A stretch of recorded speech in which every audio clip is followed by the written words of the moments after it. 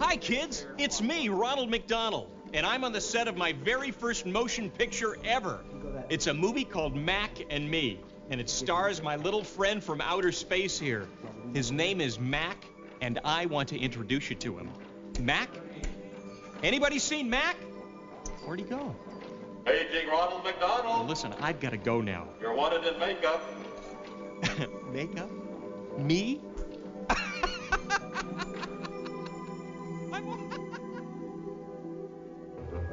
They were an average alien family living on their own planet.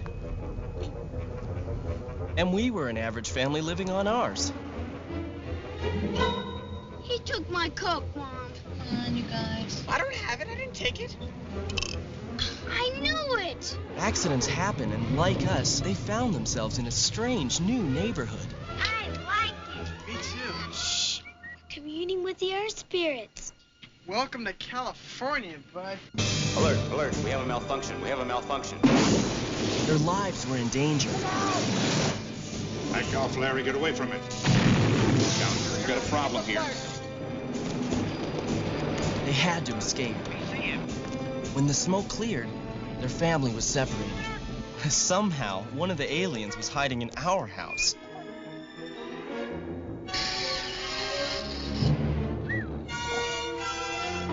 The government wanted to capture him. It's here. Everyone was after him.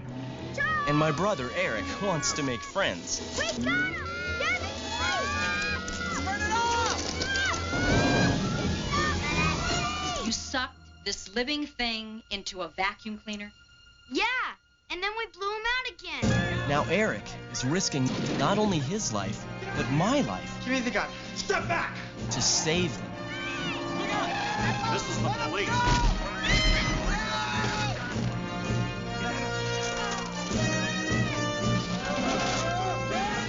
There he is!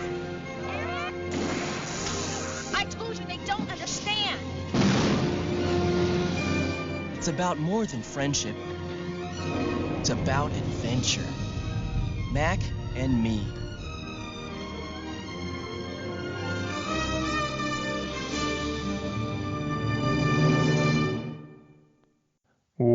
Welcome to They Call This a Movie, testing the strength of friendships one terrible movie at a time. Subscribe to the podcast on iTunes and other podcast services by searching They Call This a Movie. We're part of the Main Naming Network. To find more from us, check out the website, themainnaming.com, or on Twitter, Facebook, and Instagram at The Main Naming. We're also now a proud member of Geek Vibes Nation. You can find them at gvnation.com. Welcome back to They Call This a Movie. This is Anthony Delvecchio. With me, as always, is Dan Aquino and Mark Myers. Say hello, gentlemen. Hey, everyone. Hello. So it is day 2 here of the quarantine, and I've learned how to make fire, so I should be eating non-canned food tonight. We're Great. doing good. Yep. That's Perfect. That's big news because I'm still Big news. pretty far behind on that. Okay, good. I'm in trouble. Yeah. Yeah, just make sure you don't do it near any paper products. I learned that the hard way. Well, so long to his stockpile. Yes. My everybody. gold! Yes, everybody, we are coming to you, and this is kind of, I guess, our first official episode. Not to timestamp this too much, but it's the first official episode where basically everybody is now stuck at home with nothing else better to do. So why not you sit back and relax and listen to us talk about a shitty movie? Yep. As what we usually do, we usually try and tie it into a new release, and obviously that's not happening anymore. So we kind of just decided to do sort of a grab bag, and we went back and forth. We almost did a movie that we decided that the world will be better off and talking less about, so we moved past that movie, and we decided to just go deep into the nostalgia trip. Someone's probably nostalgic for this movie, and talk about 1988's E.T. ripoff known as Mac and Me. Gentlemen, Mac and Me, where are you coming from?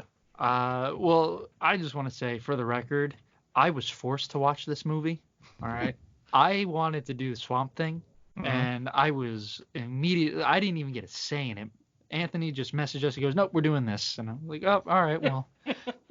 I see how life is now, and all right, you rule with an iron fist, and we're just your loyal servants. Consider this they call this movie's version of martial law. I'm happy that we actually watched this movie, though. This movie is batshit insane, and in all the good ways, right? It's not just like what was the movie with the alien who came down and took possession of the one guy, and he just like starts banging the one chick. Man, Amanda and the Alien? Yes, it's not batshit crazy like that where it's bad. This is batshit crazy in the good way, where you have ridiculous ridiculous suits, you have ridiculous props, you have ridiculous dance numbers, and it's just overall ridiculous. I love it. I'm a big fan of this movie. Okay. Yeah. So I think I had mentioned to you guys that the only thing I remembered was a stupid thing that happens at the end, which we'll get to, which was very much hubris on their part going in. But yeah, I agree with Dan. This movie, the only time I checked the time at any point was I was sitting there going, this has to be ending soon, right? Like as the story progressed. It was like they got to a moment where I'm like, yeah, this has got to be the end, right? And only to find there was like a half hour or so left. But yeah, this movie, anytime that I thought it couldn't get more insane and, sort of, off the wall and things you couldn't really, why would they do this stuff? They just like topped it each time. And it was just, it wasn't so much a good movie as much as it was something that, okay, I could see how they thought kids would love this movie. With the, having the cute little alien character and just the whole storyline. Like there was no animosity outside of the people trying to chase down Mac. So it was really a strange, little film, but it might be because of the movies we have been watching recently that I was pleasantly surprised by this. Yeah, I definitely kind of agree with you guys. We've had a rough stretch these past few weeks, and this one was such a weird, ridiculous entry, and that's sort of the reason why I decided that I was going to decide for us what movie we're going to watch. I sort of remember this movie being 1988. I'm sure it was on HBO a lot in like the early 90s, back then that they had like 24 hours worth of programming that they needed to fill, and they usually had like 6 movies that they shuffled around. So movies usually showed 2, maybe even 3 times during a given day. I'm pretty sure my parents probably like taped this off of HBO at one point. I remember the Skittles scene specifically, and maybe I'm just kind of cross remembering that with the Reese's Pieces from E.T. Who knows? This movie is a straight ripoff of E.T. It was like I saw someone say basically this is the online meme of like, copy it but use your own words so it doesn't look like it's copied. Yeah. And that's basically what Mac and Me is. It's so stupid. It's not a good movie by any stretch of the imagination, but it was fun to watch. Yeah, it's also kind of scary. Some of the things are pretty freaky. If you're a kid and you see these aliens, they're not adorable. I mean, even to me, I never thought E.T. was cute. Sure. I thought he was a freak of nature. I don't understand any kid that would have liked him, to be honest. There is a much more graphicness to these aliens, though. Yes. Like, E.T.'s naked, and these aliens are naked. These aliens feel much more naked than E.T. does, though. And I think it's because they're more humanoid. Yeah. Right. They have these big old pot bellies that they're just jutting out. Right. And the look, the constant look of just surprise on their faces, right? It kind of gives off that feeling like they shouldn't be out there naked. Like, oh, we're in trouble. We shouldn't be doing this. And yeah, it's just really freaky. They make no other expression the entire movie. And I think that's a huge part of what makes this so uncomfortable. Sure. Right. Because E.T., he has more emotion in his facial features. But even though he's freaky himself, but yeah, these aliens are just. I feel like they're shoot on sight with these things. Yeah, the adults for sure. Oh yeah. Yeah, I mean, I agree, Mark. I think Mac is freaky, but he is more of like I want to say not endearing, but he has a little bit of substance to him where you can say like, okay, that's not terrible. I don't want to burn it. But yeah, the adults are definitely nightmare fuel, especially the scene at the end When they're dressed up. Yes. well, no, with the fire. Oh yeah. That's something that you experience on a bad LSD trip, man. Yep. And I think they did that on purpose. Though, like the color correction is all off, and it's really freaky. I like how me and Ant both went to them dressing as normal humans as the thing that freaked us out, and you went to the actual thing that probably should have freaked us out. That is kind of off-putting, right? He's wearing the suit and she's wearing the dress, and she's got that little, I don't know what you call that hat that has the bonnet, like. Yeah, I guess a little bonnet on it. And again, it looks like they're just waiting, hoping not to get caught with their hands raised. They're just like, ooh, we shouldn't do this. Why are we here? Yeah, there definitely could have been more articulation in the mouth. Yeah, I mean, I feel like this is low-hanging fruit here, but they look like anuses.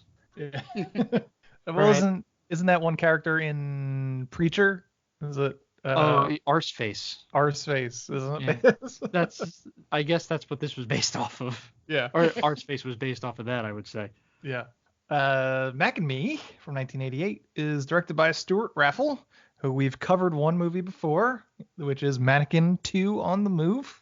Stars Christine Ebersol, Jonathan Ward, Tina Kaspari, Lauren Stanley, Jane Caligari, Vinnie Torrenti, and Martin West. Has an IMDb score of 3.3 and a Rotten Tomatoes score of 0%. Wow. Budget $13 million, and they made 6.4. Can I just real quick, looking on the IMDb page, friends, do yourself a favor, visit this IMDb page, and only click on Jade Caligari. His avatar picture or his profile picture is him in the wheelchair with the teddy bear, and it looks like he's just being rushed forward. Everyone else has nice headshots, and him, it's just in the wheelchair with the teddy bear. It's one of the funniest things I've ever seen. This is from the second time he goes careening off of a cliff in the movie. It's so creepy. Like if you had no idea what this movie was, and you just looked at this picture without context, it's super scary because he's got a teddy bear with eyes bugging out, and he's just careening off of a ledge, pretty much. You could see that there's speed in this picture too. Yes, he's going flying. Yeah. So do yourself a favor, go check this out. Yeah. Okay. Can I mention the one trivia fact I found while researching this? Yes. That Tina Kaspari, is that how you say it? Yes. Yeah. I'm assuming.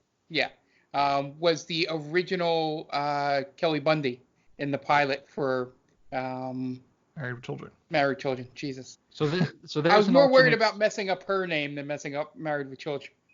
So there's an alternate universe out there where she stays Kelly Bundy and Christina Applegate goes on to nothing. Yeah. And it looks like from the couple of photos I found research on Google that she was supposed to be like a smarter daughter. Nobody wanted that. No. Because it looks like she's like manipulating in like a different she's way. Like more of a conniver. Yeah. Well, they all manipulate Al. That was the best part. Yeah. And he was just a sucker. Yeah. There's nothing he could do. Yeah. Yeah. Less of an airhead. Yeah. Well, that's what the charm of Kelly Bundy was. Yeah. Right? She was basically, and we're gonna put this in D&D terms. She was basically grog. Sure. Yeah. Right. No one knows what that is. Probably. I'm sorry. Probably not. Yeah. but essentially what it is that they probably tested the pilot. People probably complained about her or something, and then and that she was too smart or that whatever that Al wouldn't fall for that or whatever, that type of thing. So they went out and they decided to make her more of an airhead bimbo type thing, and then just found that hit with the test audiences, and so they just kept upping the ante throughout the entire show. Yep. It's a good one. It's a good one. You gotta play to the fox crowd. Yep. Yeah. Not now, Peg. flush his toilet. Woo! We found our... I forget what he says. Damn it. We found our astronaut? Is that what he says? I don't know. I don't remember. I totally botched that Simpsons reference. Yep. That's okay. We'll move on. Now let's have sex. Yeah, not now, Peg. There we go. Totally redeemed myself. Yep. Okay. So, are you guys ready to get into this plot? Yeah, let's sure. do it. All right. Do you have anything for us today, Dan? I do. I definitely do. I almost forgot, but thank you for reminding me. I just wanted to give a quick shout out to our friend Tia from Geek Vibes Nation. She has her own podcast called The Top 10 with Tia. It's a weekly podcast where Tia and her crew tackle a number of entertaining topics, like the top 10 movies of the year or the top 10 worst on-screen couples. This podcast has it all. Top 10 moments from Snowpiercer. Right, featuring a one Mark Myers. Yes. How did that go? Was that fun? That was real fun. Yeah. That show's amazing. She's a lot of fun to chat with. She knows her stuff. Yeah. Mm-hmm. We sometimes are on the Geek Vibes Live podcast, so you check that out as well. I think that's a weekly podcast as well.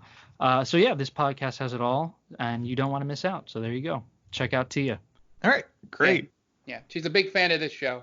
That's all she kept saying on the top 10. Flattery will get you everywhere. We love to hear about how great we are. So we do. We hear it so often. Yeah. All right. So we're going to get into the plot. Before we do, we got a couple more messages from friends of the podcast. So we will be right back.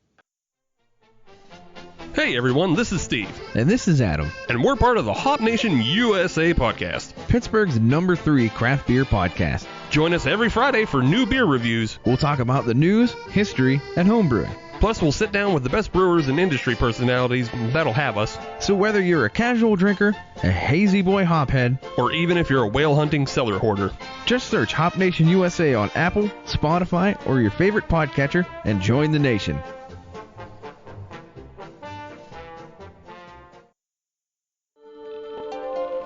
Welcome, travelers. Seems like you're looking for a story. Well, I got one for you. It involves adventure, friendship, and all sorts of... Earl, why don't you tell him about that time I stole that big-ass melon? Yeah, I was going for more... Or you could tell him about the time I kicked her ass, Earl. I wouldn't ever tell him. Do I need to get my ref gear on? Okay, everyone, shut up. Now come with me as I tell you a story from afar. Hey everybody, my name's David. I'm the DM for From Afar Podcast. From Afar Podcast is all about four friends separated by distance, but brought together by adventure. Hope you all stop by and give us a listen. Thanks. Welcome back to They Call This Movie, and we're about to get into the plot for Mac and Me. We open up on a distant planet. What's to me maybe one of the moons of Saturn, inhabited by a race of wrinkly old men. As I mentioned, I know E.T. is technically naked throughout, but the nakedness of these aliens, this film, are somehow much more aggressive. Yeah, because they're much more humanoid looking. Yeah, just 100%. They're because like you realize there should be genitals like in your face right now. Yeah, I don't want to get into the physiology of these aliens, but they got to reproduce somehow, right? And I don't know, it's weird. I don't think they just suck face kind of thing. Yeah, probably. It should be. Go ahead, Mark. I was gonna say it should be like Dr. Manhattan all up when they show up. I was wondering maybe they just hold hands and and they share protein strands. Right. It's our second Simpsons reference. Yep, there we go. I got that one. That one was okay. I messed it up. You were searching for the words. Yes. A U.S. rover lands on the planet and starts picking up some rocks, and somehow sucks up the entire family and flies away. And then we get some credits on top of an Alan Silvestri score that is far too good for this film. Alan Silvestri, of course, being the composer on Back to the Future, among other things. I think he did Endgame. Yes. He is credited as the composer for the Avengers theme song. Oof. One of the best theme songs. I don't care what anyone says. I think he's also composer on Forrest Gump. So this is a real deal composer, and I wouldn't be surprised if he didn't just cobble together a composition created from Back to the Future like cast-offs that he didn't wind up using. But it's a good score throughout. Yeah, I did realize that the score has some exciting moments to it. It's very uplifting. Yeah. So It's very John Williams. Yes. Yeah, it's a decent score, and like you said, it's much better than this movie deserves.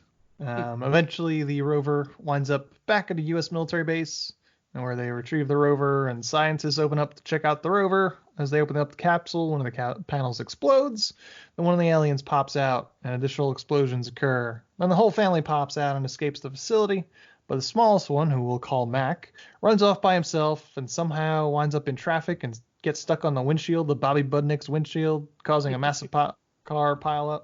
And the crash site government shows up, where they search each car passing through, where we are introduced to a family of a mom and her 2 kids in a van. They are traveling across country.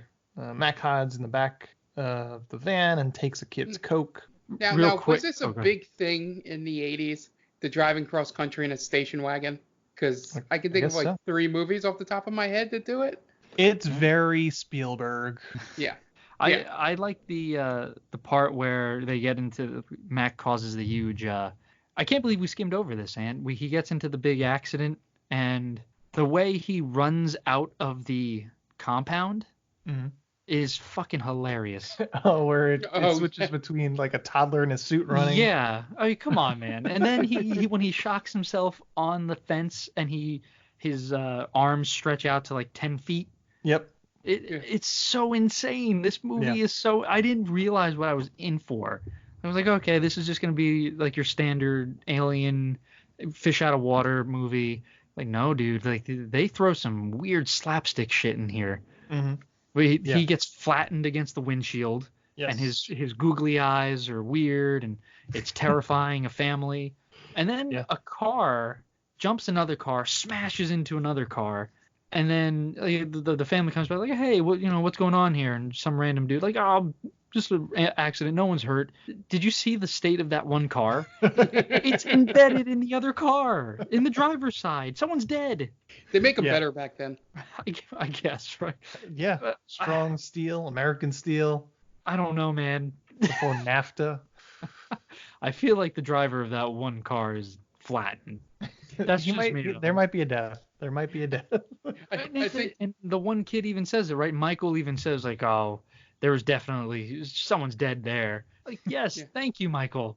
Yeah, I don't think the one thing I thought would ever pop up on this podcast is a reference to NAFTA.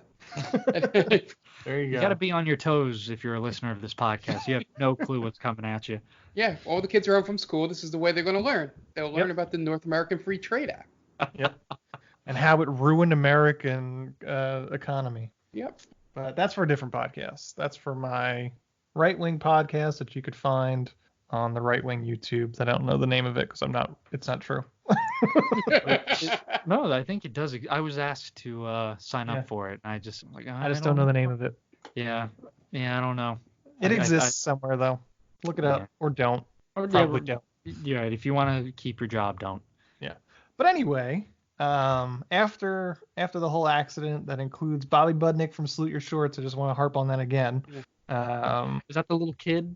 The little kid that the windshield where he gets splayed out like a pancake.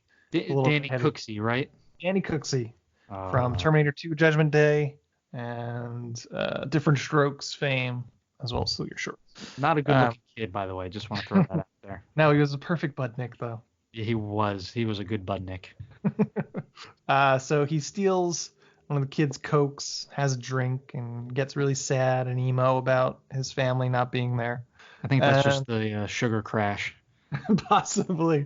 Yeah, he seems to just pendulum swing between sugar overload and then just crashing throughout this entire movie. Then the other 3 aliens roam the desert looking for him. Then the family arrives at the top of a hill in a neighborhood. Family moving from Chicago. As I mentioned, top of a hill, which is a great place for a kid in a wheelchair. I guess if you're gonna rip off Spielberg, you need a Spielberg house, and this house is a very Spielberg house. I was just gonna mention that. That you need a street that looks like E.T. Yep. It could be E.T., could be Poltergeist, could be the Goonies, actually. I mean, I know he didn't direct, but that's still a very Spielberg-y movie. But the reason she chose this house was so that the kid could see out the windows. That's the only reason. That's a terrible reason to pick a house. That's a huge investment, lady. It's kind of interesting that they're moving all the way to Chicago so she could get a job as a sales associate at Sears. Right.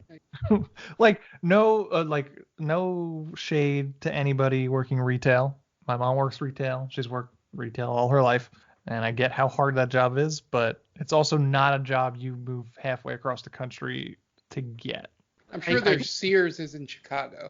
I was just going to say. There was the Sears Tower, so I'm sure there was at least one Sears. I get if you live in a podunk town, like, oh, we're going to try to make it in the big city.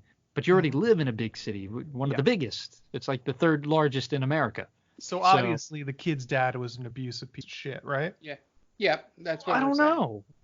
But the way that Eric looks longingly at the picture, it kind of makes it feel like he was dead. Maybe, I guess. So his mom's too. I wonder what happened. Now we need the story. Well, because you can't tell me that you can't afford Chicago if you can afford California. Right. It's gonna be very expensive. Right. But to your point, Ant, that he's an abusive piece of shit, the picture looks like it was taken at like a patio bar because there's a Dos Equis umbrella behind them. Yes. So it's very possible that he just got done finishing off a 6-pack of Dos Equis. It was like the kid's birthday. We're going to the bar. And you could just see Janet, the mom, just in the background, like she knows what's coming, and it's not good. Like it was like Eric's 9th birthday. It's come on, he could have a beer, just a sip. I remember my first beer with my old man. Well, it turned out just fine. There's nothing good is coming out of this birthday party scenario. Everyone's in fear except for Eric because he's just too young to really understand that. Like mommy and daddy aren't just having a conversation. It's problems, man. Yeah. Why are you making me look like an asshole in front of the kids? All right, kids, come on, pack your bags. We're going. Where are we going? Don't worry about it. I'll tell you when we get there. They left at like 2:00 in the morning. Time to go, kids. Right. Uncle Jack bought us a house out in California. We're gonna hide out there for a while. Yes, and your name is now Eric. That's why he doesn't respond to Eric throughout all of this movie. He's talking to you. So as they arrive, we find out that Eric is actually in a wheelchair, which the actor also was actually in a wheelchair. He has spina bifida, I believe is the... Yeah, I had to look it up because I swore at one point he did move his leg a little bit. And then when I saw his spina bifida, I was like, oh, okay. He's not paralyzed. Right. Okay. I was like, did they not edit this out of this kid kicking his leg to get in the chair correctly? Mark was ready to cancel this movie. Yeah. I was like, that's really terrible editing. Well, it's very progressive for them to hire a kid that's actually in a wheelchair. Well, no, that part is. But if it was like not a real handicapped kid, playing it, and he moved like he wasn't handicapped. Right. But that would be a thing nowadays. Oh yeah, this movie would be buried. Yeah. If he wasn't, they'd be like, well, why couldn't they just get a disabled person to be an actor? So huge on them. They were woke at the time. I don't know if it was, what was wagging the dog. Was it they found this kid and they're like, oh, you know what? He's handicapped. I think that would be a good draw for this movie to, we have a handicapped actor. Or it was, we have to find a handicapped actor and this kid came in. I don't know which one happened first. I don't know how woke it is because this kid gets treated like shit. He does. And for things that obviously he couldn't do. Right. Like the scene where he turns the living room into the forest. Yeah. Come on, you're really gonna tell me that your disabled son was able to do all this in a night? In a night, wheeling around without you hearing him, just wheeling around down the living room. Right. Yeah. This kid gets dumped on for the majority of the problems in this movie, and then and to the kid's credit, he's a very likable child, in my opinion. I think he does his best in this movie. Nothing wrong with him. Again, if you look at his filmography, he was only in 3 movies. Mm-hmm. So I hope he went on to success elsewhere. But yeah, he's not the problem with this movie is what I'm trying to say. He's a good kid in this. Yeah. When they arrive, we see this weird neighbor girl trying to speak with the Native American spirits in a teepee, and Canceled. she sees Mac. Canceled. Yep. And she probably says Indians too. She might have. I don't know. Yeah, so we got cultural appropriation in this movie. Mhm. So that's and it never happens again. Yeah. So I mean, again, I think this was just kind of kids being kids at the moment. Yeah, But, I think it was this is supposed to be, oh, look how weird California is. Yeah, because I think Michael even says like, "Oh, welcome to California, bud," and all those hippies out there. Yeah. Michael grew up to vote for George H.W. Did he? No, Okay. I was just saying that's a weird pull. That's a deep dive. He wasn't Charles in charge, so. Ansh's got a lot of things to say about NAFTA. That's why he's got George W. Bush's brain. Don't get me started on NAFTA. Anyway, there's definitely there's a good chance that Scott Baio pulled him aside. Like, listen, kid, like you want government in your life, all right? This is what you want. Anyway, so the family checks out the new house as Mac walks around. The older brother gets some glimpses of him, but never can confirm because he's wearing sunglasses when he sees him, so he thinks it's something wrong with the sunglasses. This is where we find out that they have an absentee dad, which of course they do because of Spielberg. Eric plays around with an RC car, goes to switch the battery, but Mac touches it with his electric powers, and the car starts to move. The same thing with the TV. Basically, we just need to know that Mac has electrical powers. It doesn't really come up ever in a crucial time, but we know it. And also it turns on the shower. So Eric sort of freaks out, says there's something going on, something's in the house, but no one believes him. Next day, Eric wakes up to find his RC car driving around by itself, so he goes to follow it, and the living room is torn to shit with a whole bunch of plants in it. And the mom freaks out and thinks Eric did it, which, the kid in the wheelchair was rearranging furniture and putting plants in the house. So, of course, that was him. There's a part in the movie at the very beginning when they're almost done with their cross-country trip to California. And I noticed that Eric says, wow, this is going to be a lot of fun. So it's not one of those things where he hates the move and it would make sense for him to destroy the house. Yeah. Right. He's excited. He gets there. He's like, oh, this house is great. So if you're the mother, like, why would he want to just wantonly destroy this house? Yeah. He said he's happy. It. Yeah. She shows him the windows and how every morning he's going to get woken up by the sun coming up over the mountains, and he's excited. Right. It's wheelchair accessible. There's no stairs in the house. Yeah. So this is for him. It's all for him, and he loves it. Yep. So the mom could suck it because she blames she blames him for everything. Fuck you, Christine Ebersol. How dare you? Tried to steal the election from Chris Farley's brother. Well, she was in Black Sheep. Yeah. I forgot sure, that. Right? Was she? Hold on. I'm pretty I don't sure. know. I just see she was in Amadeus. I might be thinking of somebody else, but I was pretty sure that she was in Black Sheep. She was. Yes, Governor Tracy. She's the governor. Yep. Governor Tracy tried to steal the election. Yeah, with the all the dead votes. Yep. Mm-hmm. She deserves everything she gets. It's such a good movie. Let's watch that movie. Yeah. I liked it better when it was called Tommy Boy. Wah, wah, wah. Yeah, I want to see that movie now. Let's do that. So Eric goes outside to think, and he hears a whistling and then goes careening off of a cliff. Because you want to live next to a cliff when your kid's in a wheelchair. He goes flying off into a lake, and a neighbor kid sees. Go ahead. It's probably the most famous clip of this movie. Yes. If you don't know, Paul Rudd tends to show this clip whenever he goes on Conan, or whenever he did go on Conan and would prop it up as like the clip for his brand new movie, but always would show this particular clip. And I think it really doesn't do this movie justice for this to be this scene is hilarious, but there's so many hilarious scenes in this movie. This is just one of them. This is my second where I legit laughed out loud, like a good laugh watching. This was number 2. The first one was the whole escaping from the compound and Mac running because it's clearly a child and being zapped. That gave me such a laugh. So what the fuck am I watching? So the neighbor girl sees this happen, so she goes for help. But Mac is there, and he jumps in and rescues Eric. And When he gets rescued, he hopes that other people had seen him, but nobody saw him besides the neighbor girl. So a doctor comes out to check out Eric. He thinks he's either suicidal or schizophrenic. Yeah. The neighbor girl comes in, and then Eric's like, why didn't you have my back? And she's just like, everyone thinks you're crazy. I don't want everyone thinking I'm crazy too. Wouldn't have made a difference. Yeah, and then she says schizophrenic in like a very cute kitty way. Yeah. I forget how. Yeah. Like schizomaniac or something like that. Something like like a way a kid would think it's pronounced. Yeah. It was good. I enjoyed that they didn't have this 8 to 10-year-old or whatever she was all of a sudden be smart.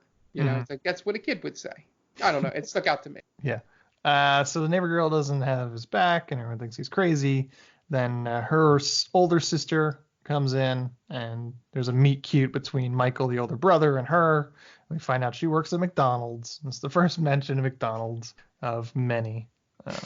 And for those of us our age, we wouldn't have recognized that was a McDonald's, polo shirt. People watching it back then probably would have went instantly, oh yeah, sort of look, because it seems like it was like, distinctive enough. Yeah, I mean, it was probably the official uniform of McDonald's back then. Yeah.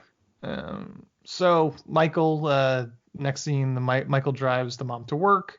She works at Sears. They almost get into an accident, which it has nothing to do with it, just that happens.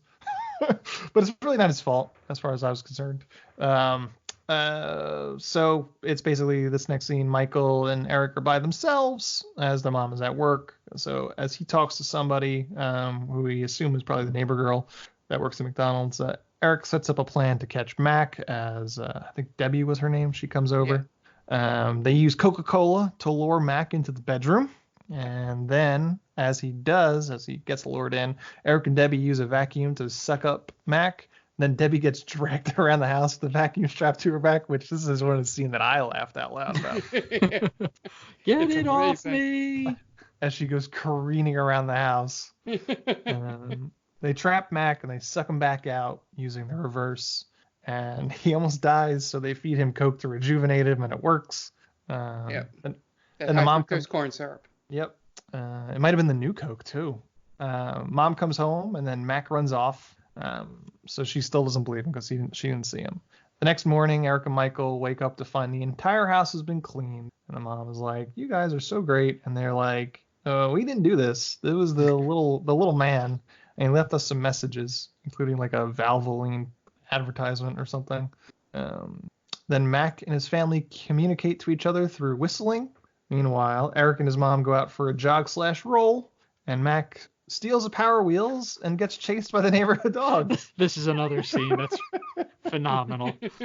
It's so good. Just because the dogs are really chasing after this. So many dogs off leash. Yes, a couple of them. There's like a Great Dane who kind of like fishtails while chasing. Yes. It's so good. It's like aren't there leash laws in this town? But they want to tear that thing to bits. I know. Until eventually Mac crashes the Power Wheel and he lands in a tree. And you get the weirdest song for it at that point. Then while he's stuck in the tree, I made sure to note that the closed captioning made sure to caption the dog barking as arf arf. Rather than just saying dog barking, it said arf arf. Oh, each one of them has a different closed caption, I think. Like woof woof, arf arf, barking. And then a montage occurs for no particular reason right here. Yeah, this scene is again batshit crazy.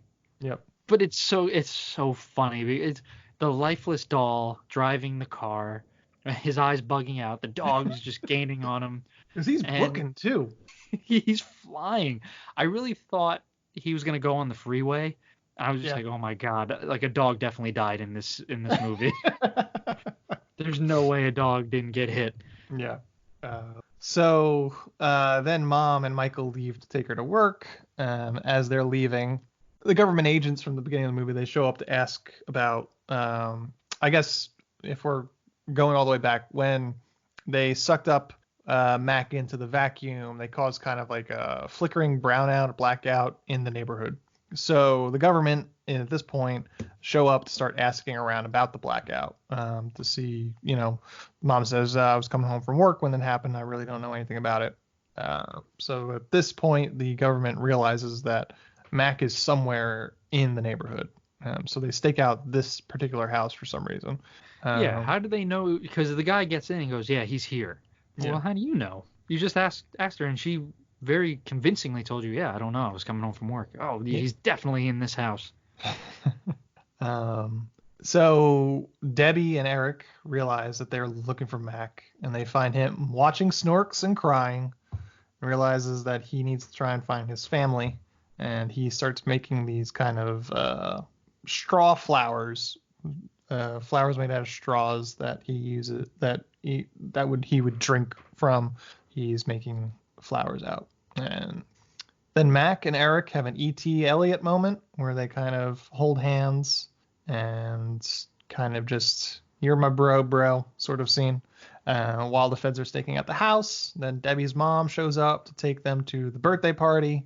And I'm just preparing for this scene. In order to get Mac out of the house, Eric, I guess they say earlier that he has like a mascot costume for the Bears or something like that. The Cubs. The Cubs.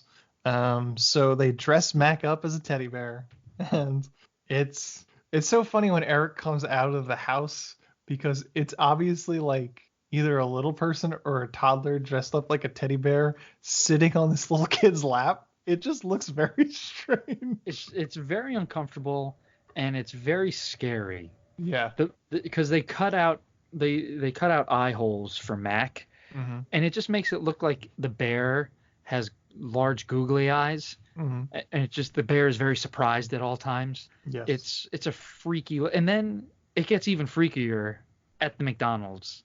Yes. I mean, I don't know how to set up this scene. It's probably one of the best scenes we've ever watched on this podcast. It just gets crazier and crazier. So they put Eric into the van. Mac dressed up as a teddy bear. It says, this teddy bear is a robotic teddy bear. He goes everywhere with me. And the feds follow Debbie's mom's van, and they show up to McDonald's. Yep, they're going to a birthday party at McDonald's, which is what all the kids did in 1988. And there's for some reason there's a bunch of breakdancers hanging out in the parking lot breakdancing as Jennifer Aniston watches. Yeah, there's a cameo by a unknown Jennifer Aniston in this movie. Yep. This is Lincoln, you miss her. Yep. I did, when you told me that, I did go back and watch because I just wanted to make sure that you weren't full of shit. Mm-hmm. Because I was like, that can't be right. Like, why would Jennifer Aniston be in this movie? But I forgot that this was pre-Leprechaun. Mm-hmm. So she wasn't, she had yet to be discovered. Yep. And then even more dancing in the actual McDonald's, which is insane. This whole scene is crazy. It comes out of nowhere. Yeah. First of all, we get the real Ronald McDonald in this scene playing Ronald McDonald, and just everybody decides to dance. Was it you, Ant, that said apparently the San Francisco 49ers were also at this McDonald's? I thought that was them. Oh, it was. There's a football team there. There's a football team that are dancing. Well, first of all, we should mention Mac starts dancing as the teddy bear, and that's what gets everybody else up and dancing. Nightmare fuel, man. Terrifying. The teddy bear starts dancing, which is Mac. So he's dancing, and then there's football players that are dancing, and there's like break dancers that are dancing, and ballerinas pissed off that the break dancers are dancing. Yeah. There's a plot line that has been cut from this movie where the ballerinas are like feuding with the break dancers, and it probably ends in a knife fight, which I would have loved to see, but we didn't get to see it in this movie. It was Breaking 3. Yeah, it might have been. It's like a West Side Story kind of feud going on there. Yeah. But everybody's dancing, and it's bonkers. Yeah, and it's in the parking lot. Why are they dancing in the parking lot? How would they have known that there's dancing going on inside? And like, what kind of birthday party is this? Like, this girl invited all those people? I don't know, but like, this was the most lit McDonald's I've ever seen. Mm-hmm. Like, even when I was a kid, and it was like McDonald's was still kind of like okay to go to. It wasn't considered terrible. Yeah. No, I don't remember anyone being that happy to be at a McDonald's. Yeah. I wonder if there's like a McDonald's commercial in 1988 where they just lifted this scene of like 30 seconds of this scene and just turned it into a commercial. They should have if they were Right. smart, because like everyone's happy. Like, come to McDonald's, your kids will dance. It'll be fun for everybody. Yeah. I think this was before the play area, right? It's possible. Yeah, I don't know when. I think it's actually in there, the play area. I think you kind of see the section off to the side. I I think. say, did kids have to make their own kind of fun at McDonald's Ronald. at this point? Ronald's Play Place. The Yeah, play yeah. place. There you go. Yeah. How much do you think Ronald got paid to do that? Probably scale. Yeah. Scale. Okay. Unless they just rented him out. Like, you want Ronald? Put Ronald in your movie. Do you know who I am? Goddammit! I'm Ronald McFucking Donald. He probably got the biggest trailer that day, that's for sure. Yep. Right. I feel like he probably got paid the most out of anybody. Yeah. If you want that kind of quality, you got to fork it over, man.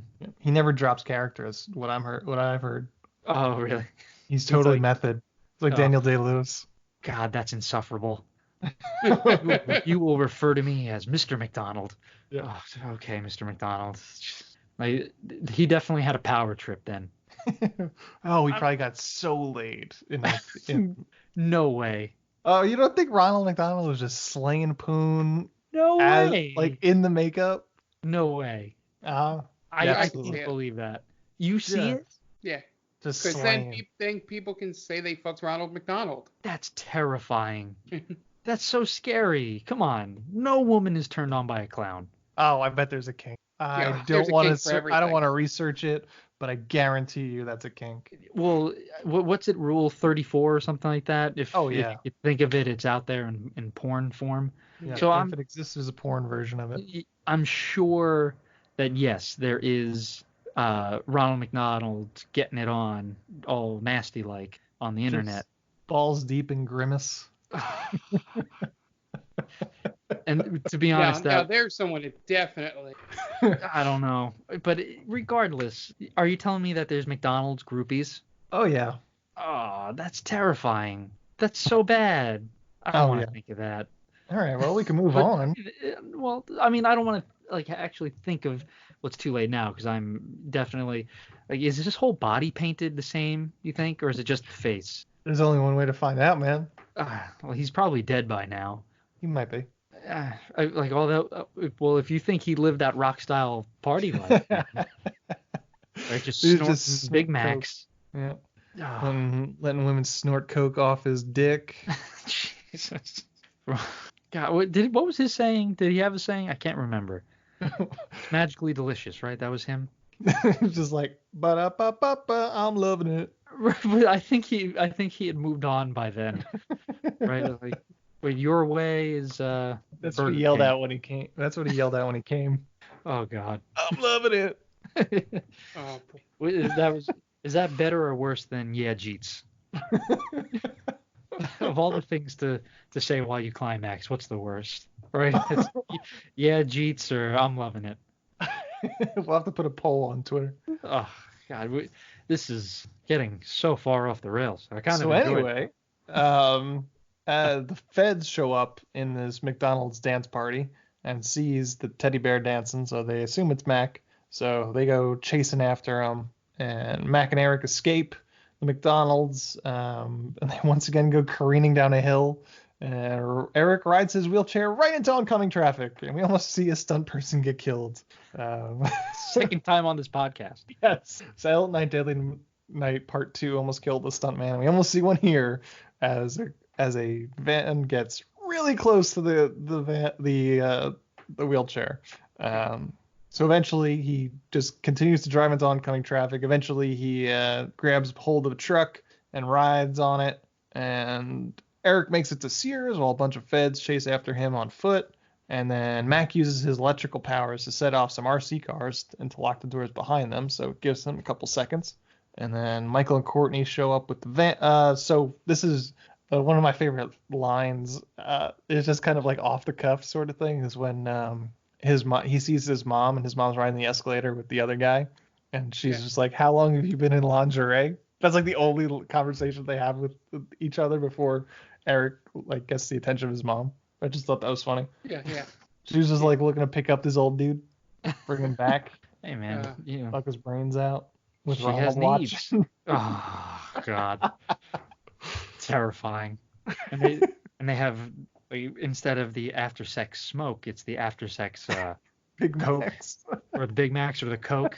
Oh, nothing gets me refueled after coitus than a nice ice cold Coca-Cola.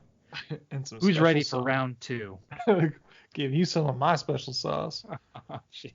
So They dance. Yep. It's all dancing.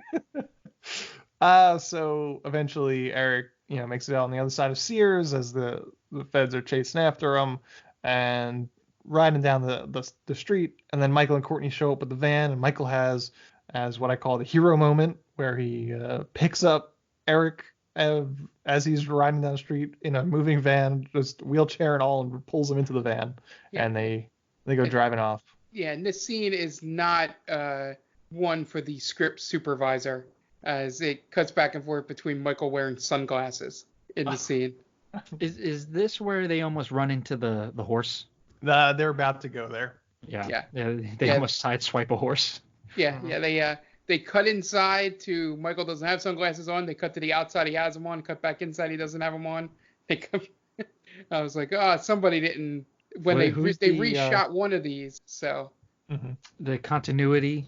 Yeah. Expert. It's a script supervisor, right? Yeah. Oh, okay. Yeah. So they pick up Eric and Mac, and then they go to a park. They try and regroup, and they decide that they need to kind of follow Mac's directions to kind of bring him to his family. And I guess that takes them to the desert. They find a sign that he has been trying to tell them, which is like the Valvoline sign. So then they take a detour to where he tells them they need to go. This is where they drive around with some wild horses. They almost run over a few. Yeah, they get dangerously close to sideswiping a horse. Yeah, those horses are in full gallop riding alongside the van. That van would have taken some serious damage. I'm hoping and assuming that they had a stunt driver for that, so no horses actually got hurt.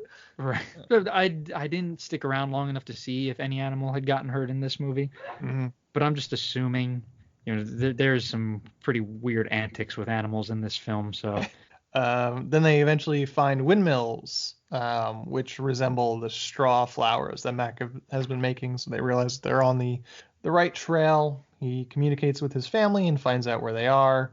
They're in an abandoned mine shaft, but are sick. So they give them all Coca-Colas, and it works. They all start feeling better because they're drinking Coke. And the family, and then the dad starts freaking out and starts drinking the Coke way too much, and he's really hard to control. So they pack the family into the van and drive them to a gas station / grocery store to kind of pick up more supplies and kind of call the mom. And here's a question: why don't they curtain the windows in the van? They just have them, but they don't draw the curtains, so we have these weird-looking alien faces sticking outside. Because a car pulls up next to them while they're getting gas, and they wave, and then they see that the girl is drinking a Sprite, so they punch their way out of the van and steal her Sprite. And then she freaks out, not after she sees them at first. Yeah, she was pretty cool. That look at these weird little freaks in this van. Right. Yeah, she's totally okay with it. She gives them a little smirk. Okay, this is okay. And then when they smash the window like a fucking maniac, she rightfully freaks out, speeds away. Yep. We haven't really talked about how they get their Coke, by the way. How they elongate their arms to comical proportions. Yes, they do have Mr. Fantastic sort of stretching abilities. And it's only when they're going for Coca-Cola. That's the only time they use it. Yeah. Yep. Terrible use of a superpower. Isn't that everyone? As every time I want a Coca-Cola, I just stretch my arms 10 feet to grab it. I bash through windows. Nothing will stop me from getting my Coca-Cola. I love the message that Coke is trying to give. It's so refreshing, it could bring you back to life. Meanwhile, it really just corrodes your insides. Maybe I guess these aliens. I don't understand how the lifeblood for these aliens is sugar, when on their planet there's definitely nothing. It's a barren planet. Yeah, It's all desert. Right. Yeah, so they literally put a straw in the ground to drink water. Oh, is that how they? Is Maybe that it's what they sugar do? water. Yeah, maybe it is sugar water. Maybe it is. There you go, Mark. I didn't notice that. A la Men in Black, sugar water. Sugar water. So they freak out that one girl, and then they decide to get out of the van, and they walk into the grocery store, and they freak everyone out. Security shows up and points a gun at the Max, and the biggest Max steals the gun from the security guard, and now it's a hostage situation. I was so ready for the guard to just blow the father away. Yep. Then the real cops show up. They remove everyone from the store. And then meanwhile, the Max decide to go shopping, pick up some groceries. They leave with the cops' guns pointing at them. And they're like trying to make a slow getaway. They're trying to walk away. And then the cops have all their guns trained on them. And Eric's like, I could stop them. And the cops are like, no, it's too dangerous. So he decides to wheel after them anyway. This is And great. I love this. The sequence of events here is a cop runs after him. He clips a cop car and flips, and then his gun goes off accidentally. Then the Big Mac turns around with the gun pointed at the cops. All the cops fire on them, and explosions. The car behind the Max blow up. Huge explosion at the gas station. And then Eric, from the explosion, passes out and dies. Yep. He goes total ragdoll. And is it just a silhouette of his chair? It's so good.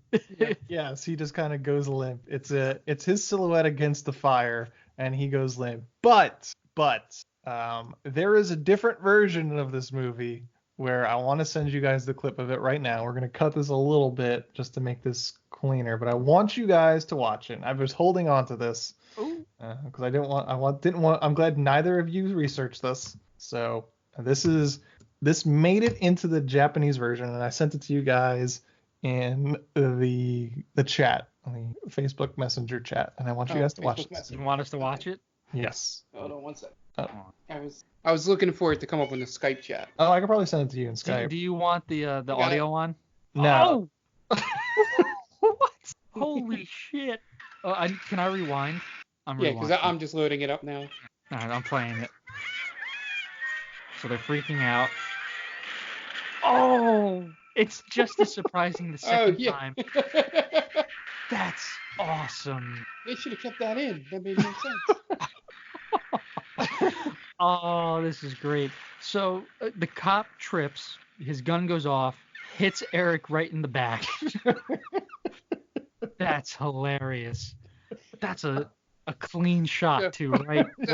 So that kid's the governor's bodyguard driving behind JFK, right? Yeah. Wow. When we're done with this, I'm gonna rewatch that because that's great. That's it really makes good. so much more sense. That's too. hashtag cinema right there, my friend. It's pretty incredible. Yeah. As Dan mentioned, the version that made it to Japanese theaters, Eric gets blown away by the cop's errant shot, and it's hilarious. And as much as a kid in a wheelchair getting shot can be hilarious, this is 100% that.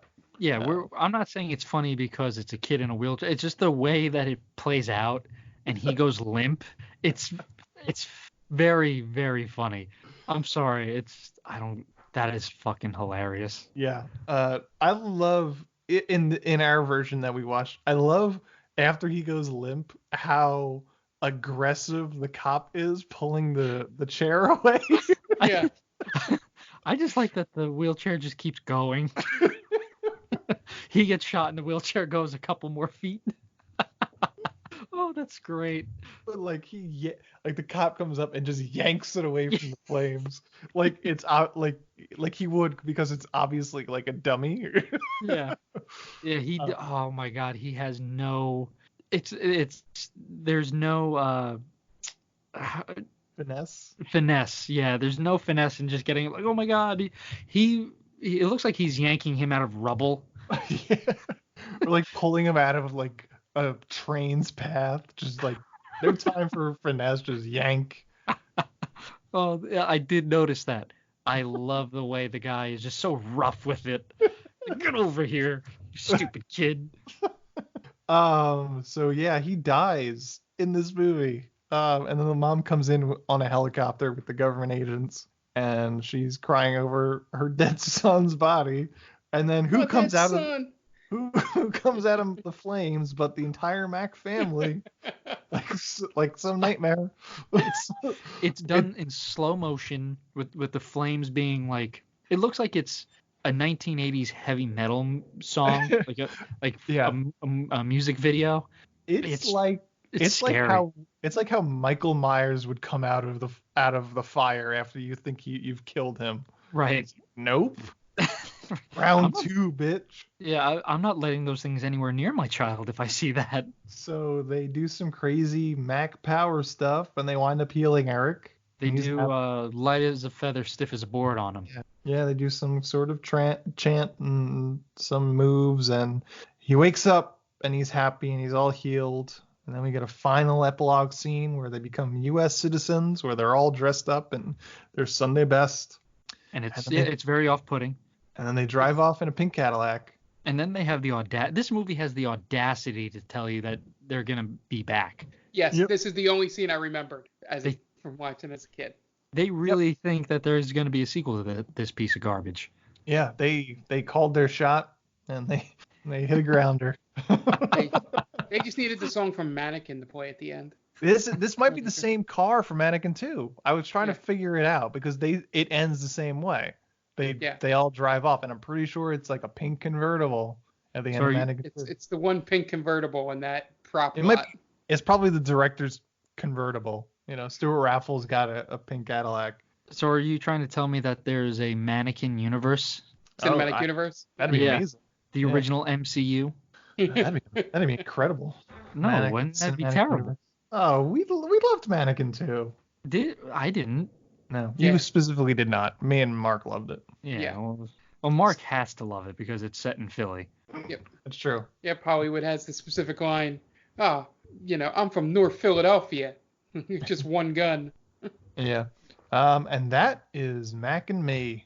This movie is wild. It is simultaneously a cheap knockoff and a commercial for two of the biggest corporations in the United States at the time. So it's pretty fucking out there, and I love it. Yeah. Yeah. I like how terrible the designs of the aliens are. I don't know how that got past pre-production. That's like a first draft too. Yeah, I mean that was so bad. Yeah.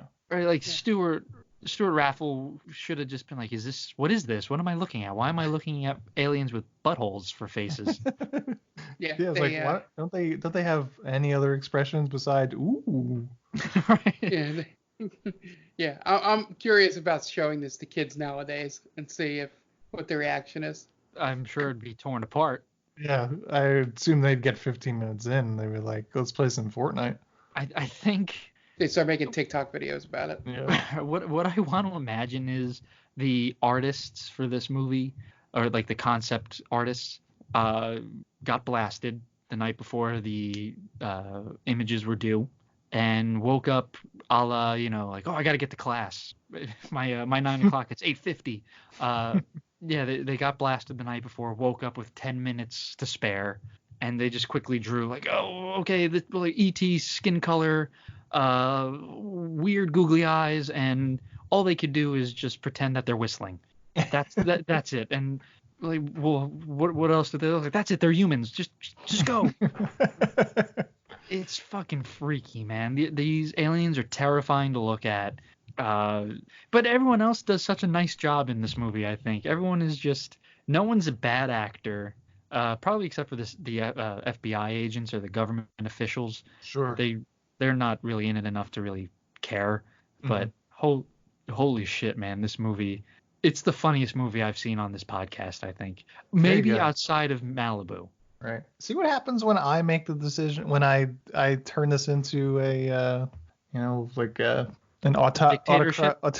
Dictatorship. I think that's what you were looking for. That is exactly what I was looking for.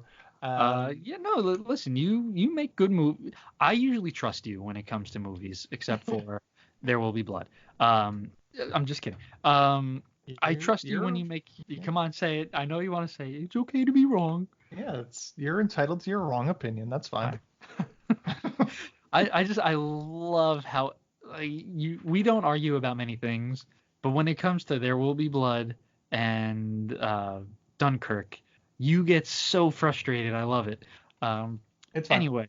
Anyway, I'm glad you chose this movie, and you pick some good movies usually. I don't think you've picked a bad one yet. Also, that has a lot to do with how Mark and I just really yeah, that's fine. Sure. Whatever you want to do. Yeah, this might have been your what's your Beethoven's Fifth? Is that what magnum opus? Your magnum opus? Yeah, this is a good one. You'll have a tough time, I think, topping this. This is fucking crazy. All right, well, join us next week for Tammy and the T-Rex, also directed by Stuart Raffle. Yeah. But I wouldn't even say anything to change it. Like, change it to make it better. This movie, warts and all, stays the same. I would have kept the kid getting shot. Yeah, that'd be the only thing. That's the only thing. Yeah. Go ahead, Mark. I would have kept the kid being shot. That's it. And maybe had him like a scene where he chooses Coke, like he tries something else and spits it out. How funny would it have been if, because he eats Skittles, right? How funny would it have been if he's at the house and there's Reese's Pieces and Skittles, and he goes to reach for the Reese's Pieces and then he just goes for the Skittles, just a direct slap at E.T. Right? Just laying down the gauntlet. Yeah. It's like, fuck Reese's Pieces. Skittles is where it's at, bitch. Fuck you, Spielberg. But I like the idea of the Pepsi one, too, because obviously you get that old, like, oh, is Pepsi fine? No one ever asks, like, oh, can I have a Pepsi? Oh, is Coke fine? No one ever says that. Yeah, oh, okay. I'm fine. No one ever does that. So that would have been pretty funny. Like, he goes for the Pepsi and then he drinks it and he just like spits it out of his butthole face, and but there's Coke there. But it would be just a can that said cola with a logo that sort of looked like Pepsi. Yeah. Right. He just like electrocutes it out of existence or whatever. Yeah. That would have been pretty cool. I like that. Okay, if nobody's got anything other ways to make this better, or you guys want to plug your shit? Sure. You know what I was thinking? Because Mark did this last night, and he's very kind of him to do it. I want to plug the Game Vault Pod first. Okay. They've been streaming most nights during the week. Mark, Tom, and Jen, who are a part of our Stranger Damies Real Play D&D group. It's a lot of fun. So I don't know. I should know this because I watch all the time. I think you guys stream Monday, Thursday, Friday? Wednesday, Thursday, and then Friday or Saturday. Okay, yeah. I mean, they play retro games. Jen does. She's been doing Dead by Daylight recently. Yeah. She likes to do the horror thing. But yeah, they're at Game Vault Pod on Twitter. Go check them out. As for me, I'm at Diaquino122. Follow me there just for my own personal stuff. And then, like I said, Stranger Damies, our Real Play D&D. We are at Stranger Damies on Twitter and on Instagram. We just, as of when this podcast will go up, we have just crossed the 500 followers benchmark. So thank you very much for that. We have a lot of exciting stuff coming up. We're looking forward to it, and hopefully this leads to some bigger and better things. Yeah, the Stranger Damies aired yesterday. It's the first session after you guys finished the one big arc that you've been doing. Are you guys the same characters? Who knows? You better tune in to find out. We're on iTunes, Google Play, as Dan mentioned. Our podcasts are basically the same everywhere.